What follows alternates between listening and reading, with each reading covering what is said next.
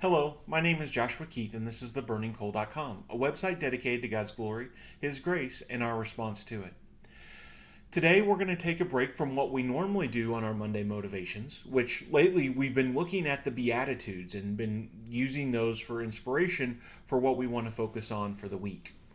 However, today, what I'd like us to do is focus on something that's on everybody's mind, which is the idea of freedom. Today is the 4th of July, and at the United States, there's the national holiday where we celebrate the Declaration of Independence, the United States declaring its freedom from England.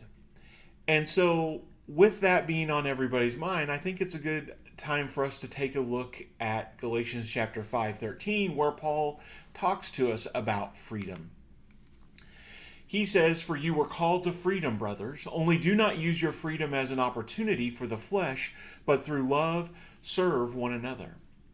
Now, Paul here, when he's talking about freedom, he's not just talking about freedom as a nation or freedom as in the people inside a nation, but he's talking about the freedom that we have in Jesus Christ.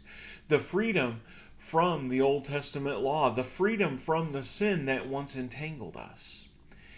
And so this week, as we think about our freedom, the first thing I think that we should do is take time to rejoice about that freedom. There's a reason why we celebrate July 4th as a country, is because we really appreciate and we are thankful for the freedom that we have. We need to make sure that we don't neglect the freedom that God has given us over sin. We were entrapped to sin. We were slaves to sin. And then God came and He gave us a freedom from that sin. And so it no longer has dominion over us. We should be thankful about that. We should rejoice in what it is that God has given us. We should be celebrating that. However, in that celebration, we need to make sure that we are not abusing the freedom that we've been given. Sometimes what can happen with people when it comes to the idea of freedom, and Paul's actually having to warn the Galatians against this, is they were taking a look at the freedom that they had, and they thought, well, okay, I've been made free, so that means I can do whatever I want, and I can live however I want, and I can indulge in the desires of the flesh. But that was flat out false. God gave us freedom so that we would not have to be under sin, so that we would no longer live in sin.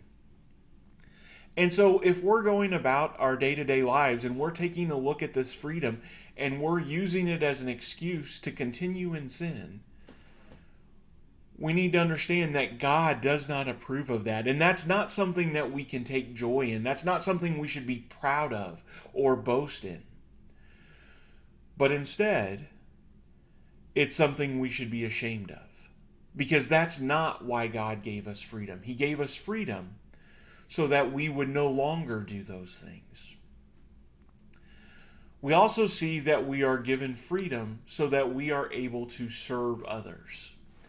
And I think this is especially powerful in our culture today, because a lot of times when we think about freedom, we think about the rights that we have, what it is that we should be allowed to do, and why we should be allowed to do it. And so we don't want to be inconvenienced if we have the right to do something. Maybe it causes us problems to give up those rights. And so rather than be of service to others, we boldly proclaim that our rights mean that we don't have to serve you. But that's the opposite attitude that we should have in our joy over the freedom that God gave us. God gave us the freedom from sin, not so that we can exalt ourselves, not so that we can find joy in the things that we want in our own selfishness, but so that we could find joy in being like Him, so that we could find joy in serving others. And so we need to take a look at the freedom that we have. And I think this applies to our freedom in this country as well. All the freedoms that we have, we've been given by God. And God expects us to use those responsibly. Again, not to lift ourselves up, not to just take care of ourselves or to put ourselves first, but instead to look at how we can serve others. So as we go about this week and we are so joyful about our freedom, let's ask ourselves, how am I free to help my brothers and sisters in Christ? How am I free to help those in the world? So that we may use our freedom to be of service. I hope this lesson blesses you in your walk in His kingdom.